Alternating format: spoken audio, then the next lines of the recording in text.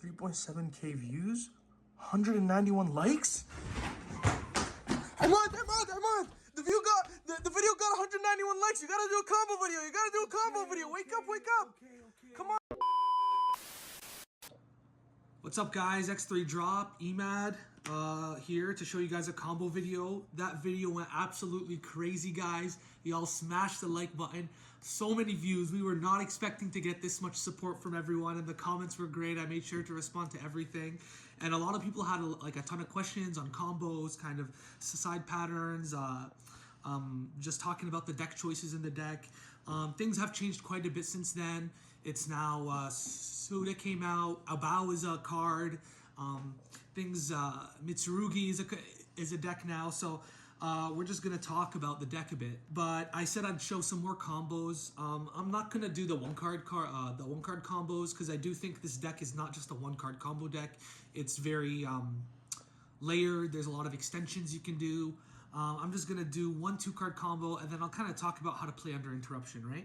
So kind of when it comes to comboing, something I like to do is I like to take out one of every card I want to see in my rotation. So when I'm doing a combo, Kareem knows this very well, we do something called like a combo deck. Like we just make a small pile of just everything we want to see, and you're just going to be practicing with this little pile of cards. That way you can easily access everything, and everything becomes a lot easier that way. I think, and then you also want to do the same thing with your extra deck. So I want to grab all of these guys. Here. So we're going to get to the combo now, which is just going to be a Bystial plus Dormouse. This is not, I don't like this line as much as the White Rabbit line, just because you use more banished names off of the Dormouse first. So let's just get it going. Let's go Dormouse effect. We banish the White Rabbit effect to special itself. And this is going to set our TB11. And then we're going to start playing like we have a one card combo. This kind of inclines the opponent to interact with you a bit more, and plus it uses your banishes quite a lot better. So we're going to go Haggard. It's going to banish our Dormouse, come back. And like I said in the first video, guys, we're always going to make the White Binder first. It plays around the most hand traps the best. You do not use the on-summon effect yet. We're going to use it when it comes back. So we're going to go effect to set. If they imperm here, you chain the TB11. So it resolves. You get your JWC set. If they try to nib you on the summon, you go TB11, you banish it, it comes back.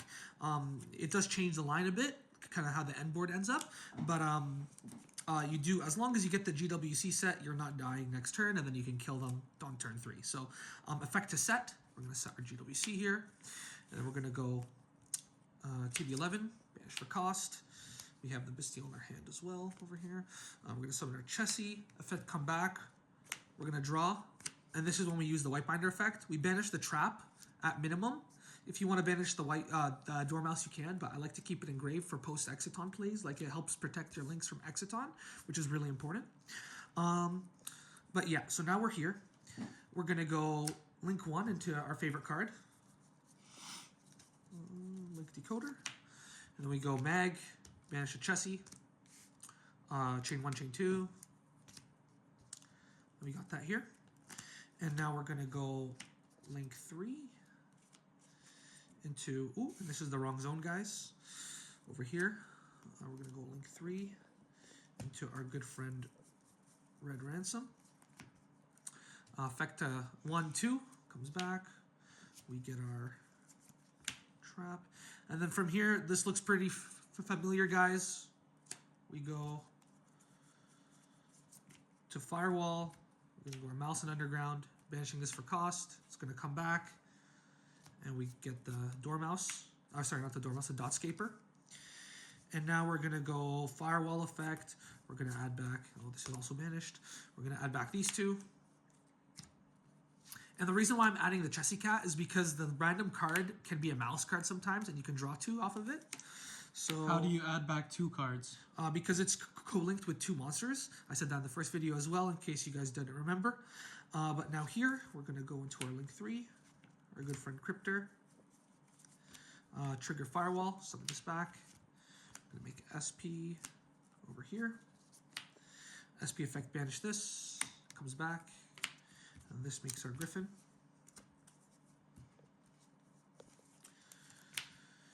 And then end phase, we get a search. We're gonna add our Baldrake going first. So that's basically my end board. How I want to interact with most decks is with this end board, you just chill. You chill until they out this, because they can't do a single thing until they out the Nightmare Griffin. If they're gonna make a Druid Swarm or anything like that, and they're gonna try and link it off to send your Nightmare Griffin to grave, you can always go GWC, you special this back, you gain life, and then effect. I would banish these two if you want as many interruptions as possible. If you want a mix of follow-up and interruption, you can do this plus this, because then this is going to get you the follow-up that you want. You're going to go chain 1, chain 2. You're going to set the MTP, add another field spell for follow-up, and then you can MTP banish a card they control, and then you draw another card. And then whenever you need to, let's just say they start outing your board. Just say they start outing your board. Let's say they out this, and this is banished. Let's say they out this. You can go Baldrake, get this out, have a banish off of this because we have the banish trap, and then we can go a Baldrake, discard, like tribute whatever, banish a card they an extra deck monster that they make, or ritual. It also works on rituals. Had a couple of questions asking me about Sarer. I think Sarer is actually a better card than Mag, and looking back at it, we talked, the twins, Derek and Darian and we spoke about it, and we also saw a guy who won twice with the French regionals. Sarer is an amazing card, guys. So the same way that we use Mag, we're going to use the Sarer, but when the Sarer goes to grave, it dumps the Lubellion. And then when we have this, then when we get here, we go Firewall Dragon, add back our two names.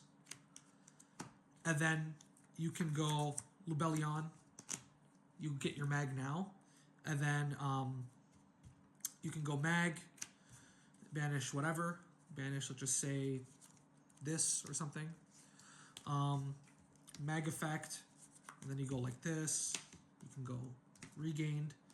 So like it's really good in the first turn combos. We probably should have cut down on the Lubellions and played more Sarer because it plays around Nib better. There was a nice comment where it said when I did the White Rabbit and Lubellion combo, doesn't special summoning Lubellion play into Nibiru? And that was a very good point. So we start to think about it, and we think Sarer helps us play around the Nib because we already have the GWC set at this point. So I do think it's important. Another way to know that you're comboing right, guys, is to look at how many life points you have. If you've used every single Maliss effect to bring itself back from the banish pile, you have 4,400 life. So you know you're comboing right when you end on 4,400 life. Another common end board that I make under Interruption, because SP and Griffin is like the absolute balls to the wall, everything resolved, nothing got interrupted. A lot of the time, how things will end on, again, we always, I like to go the White Binder first. That's if I have extension to play past Nib, whether that's with the TB11, or let's just say they imper my White Rabbit. I have a Bystial in hand, and I know that I can play through the Nib. Then I'll make this first, but if not, I usually go for the Red Ransom first, because it does give me like a safe play that I can always play around the Nib with the field spell. And then I just need another body so I can make SP, and then SP banish this effect. You get Dormouse, White Binder, whatever it is, and then you make your White Binder this way, and you keep playing. And then if they nib you here, you just Mouse and Underground, you bring it back, and that's when you can set the GWC. But I do think that like people should kind of really lab very hard on this deck and just kind of think about how to play under Interruption. I think that's really important because this deck, once you get the combo out, even if it's just SP Cryptor is another end board I really like. With the GWC set, of course, because this is unnegatable. SP is a great card, obviously, and then you have the GWC for your follow up with the White Binder, with the Red Ransom, and then you can also get this out. So how I like to do it is like this, and then when this gets banished, it brings out this from deck. This can set your MTP. And then all their attack and defenses are flipped. These two can't be destroyed by card effects. We still have a banish here, a banish here, and a banish here. So we have 3 banishes. Everything's attack and defenses flipped. Like we can do a lot here. And then you go MTP, you banish this. It comes back and you draw a card. So this deck's pretty freaking crazy, guys. If you learn how to play it properly, if you know how to play under interruption. Can you show us a combo and how to win in time? Okay, yes. Okay, good. Nice. Because this deck does win in time. People think it doesn't. It really win in time. If you're going second, it's much harder to win in time. But if you go first in time, it's really, really good. Because all you need to do is just get to your white binder. You set the GWC. You go JWC banish, bring it back. You gain 2,300 life. Time of the round, you're up in life. Because you've only used 2 effects. You've only used these 2. In the line I showed you guys. So this wins you in time. It's really, really nice.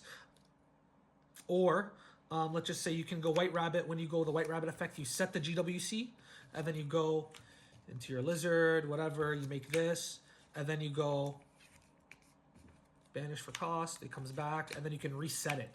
So that's another way. That way you have some follow-up as well. But you don't get access to the chessy body, to that 3rd body. How does it reset? How does it reset? Just because the white binder didn't use its effect yet. We set this off of the white rabbit. But like this is just a way you can play, because then on the opponent's turn you can go this, bring this out, effect, set this, and then you can banish a card on the field if there's very small amount of time left. But this deck does win in time. Kind of siding patterns. People were asking me a lot about the siding patterns. Yes, Impulse does conflict with Lubellion.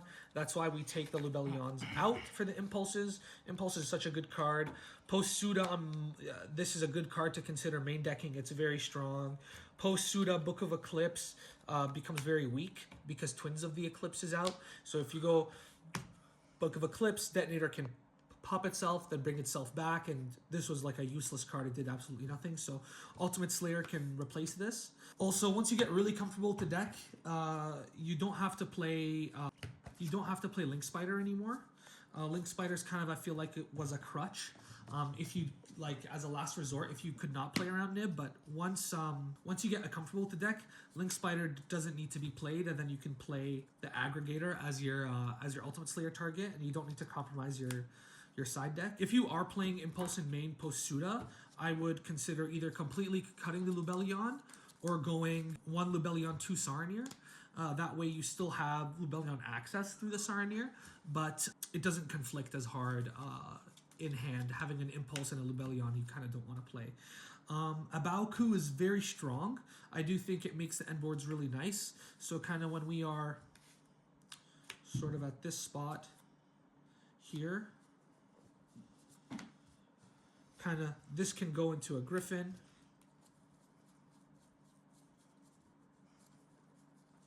This can go into a Abaoku. Whatever. I don't have the card yet. And then you just need one more body, one more way to play it out, because we do have, in our combo here, we did have the Dotscaper as well. So Abaoku plus Dotscaper. And then this can, you just discard a random card, you bring out anything, it doesn't really matter what, and then you go SP. And then you have SP plus Abao, plus the GWC set.